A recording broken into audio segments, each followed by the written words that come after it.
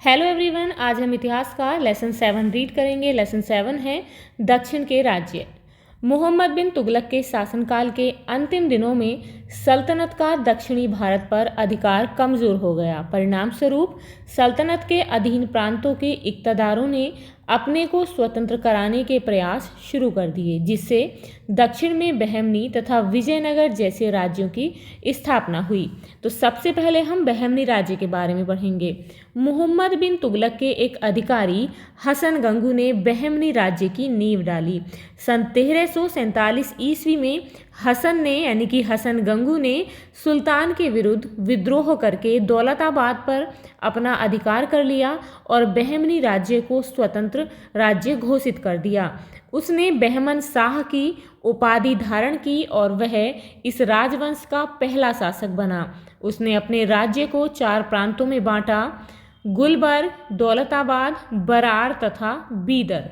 उसने गुलबर्ग को अपनी राजधानी बनाया। कृष्णा नदी तक का संपूर्ण उत्तरी दक्कन बहमनी राज्य के अंतर्गत था, यानी कि इसी में सम्मिलित था।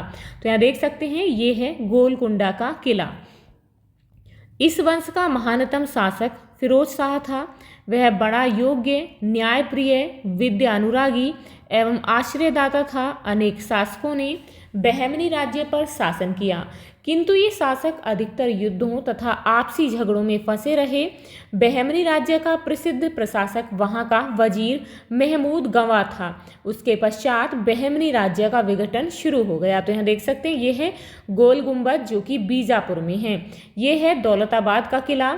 15वीं शताब्दी के उत्तरार्ध में बहमनी राज्य टूटकर 5 राज्यों में बंट गया: अहमदनगर, गोलकुंडा, बीजापुर, बरार और बीदर। यानी कि इन 5 राज्यों में बहमनी राज्य टूटकर बंट गया। अब यहाँ पर है विजयनगर साम्राज्य। तो यहाँ पर देख सकते हैं, ये है बीदर का किला। बहमनी राज्य के दक्षिण में विजयनगर का राज्य था। हरिहर और बुक्का नाम के 2 भाइयों ने इस राज्य की नींव डाली। उन्होंने भी सल्तनत की घटती हुई शक्ति का अनुभव किया। उन्होंने होयसल राज्य, जो कि आधुनिक मैसूर है, यानी कि अब जो है वो मैसूर कहा जाता है, तो होयसल राज्य के क्षेत्र को जीता और सन 1336 ईस्वी में अपने को विजयनगर राज्य का स्वतंत्र शासक घोषित कर दिया। उन्होंने हस्तिनावती, जो कि अब आधुनिक समय में हम्पी है, जो कर्नाटक में है, तो उन्होंने हस्तिनावती को अपनी राजधानी बनाया। कृष्णदेव राय विजयनगर राज्य के महत्वपूर्ण शासक थे। यदि बहमनी और विजयनगर में मित्रता का संबंध होता तो वे शक्तिशाली राज्य बन सकते थे। यहाँ देख सकते हैं, ये हैं कृष्णदेव राय। यहाँ पर है ये रथ मंदिर जो कि हम्पी में है, कर्नाटक में।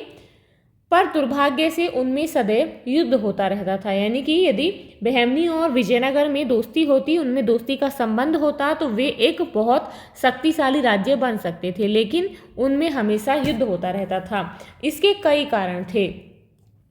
दोनों राज्य रायचूर दोआब को अपने राज्य का हिस्सा मानते थे। यह कृष्णा और तुंगभद्रा नदियों के बीच में स्थित उपजाऊ भूभाग था, जो दोनों राज्यों के बीच में स्थित था। बहमनी राज्य के गोलकुंडा क्षेत्र में हीरे की खानें थीं और विजयनगर के शासक गोलकुंडा को जीतना चाहते थे। दोनों राज्यों के शासक बड़े महत्वाकांक्षी थे और अपने संपूर्ण प्रायद्वीप पर अपना अधिकार चाहते थे। ये युद्ध इन्हीं 2 बड़े राज्यों तक सीमित नहीं रहे। पूर्वी समुद्र तट पर उड़ीसा, आंध्र और मदुरई आदि बहुत से छोटे छोटे राज्य थे। इन राज्यों पर लगातार बहमनी या विजयनगर के शासक आक्रमण करते रहे। विजयनगर ने सन 1370 ईस्वी में मदुरई को जीत लिया। पश्चिमी किनारे पर भी विजयनगर क्रियाशील रहा। रेवाती द्वीप, यानी कि जो आधुनिक गोवा है, एक महत्वपूर्ण व्यापारिक केंद्र था, जहाँ से व्यापार होता था, जिस पर उसने अधिकार कर लिया। इस बीच बहमनी राज्य अपने उत्तरी पड़ोसी राज्यों मालवा और गुजरात से युद्ध करने में लगा हुआ था।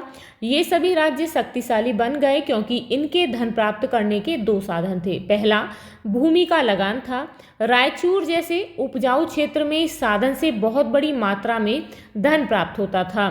दूसरा साधन था व्यापार, यानी कि दूसरा साधन व्यापार था। गुजरात और बंगाल का समुद्र पार के देशों से व्यापार में बड़ा लाभ होता था। वे पश्चिमी एशिया, पूर्वी अफ्रीका, दक्षिणी पूर्वी एशिया के देशों और चीन के साथ व्यापार करते थे। बहमनी और विजयनगर भी इस व्यापार में भाग लेते थे। राजस्थान और मालवा भी आंतरिक व्यापार से वैभवशाली बन गए। व्यापार का माल देश के विभिन्न भागों में ले जाया जाता था, अतः व्यापारी प्राय इन क्षेत्रों में यात्रा किया करते थे, जिससे इन क्षेत्रों में संस्कृति का आदान प्रदान हुआ और इन राज्यों में क्षेत्रीय भाषाओं के साहित्य, वास्तुकला, चित्रकला और नवीन धार्मिक विचारों का विकास हुआ।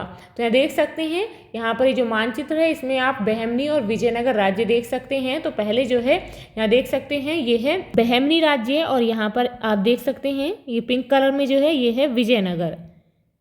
फिरोज शाह बहमनी ने खगोल शास्त्र को प्रोत्साहन दिया और दौलताबाद में एक वेधशाला बनवाई। ईरानी यात्री अब्दुल रजाक 1442 ईस्वी से 1443 ईस्वी तक विजयनगर में रहा। पुर्तगाली यात्री डोमिंगो पायस कृष्णदेव राय के राज्य दरबार में अनेक वर्षों तक रहा। दक्षिण भारत में प्रथम बार तोपखाने का प्रयोग तालीकोटा का युद्ध 1565 ईस्वी में हुआ था। यह युद्ध विजयनगर राज्य तथा दक्कन महासंघ में कौन कौन था? बीजापुर, गोलकोंडा, अहमदनगर व बीदर इनके मध्य हुआ था। तो ये था आपका लेसन 7। यहाँ पर जो है इस लेसन के क्वेश्चंस दिए गए हैं जिन्हें हम नेक्स्ट वीडियो में सॉल्व करेंगे। तो मिलते हैं इस लेसन के क्वेश्चन आंसर्स के साथ। If you like this video please like and share, and if you are new on this channel please subscribe the channel. Thank you.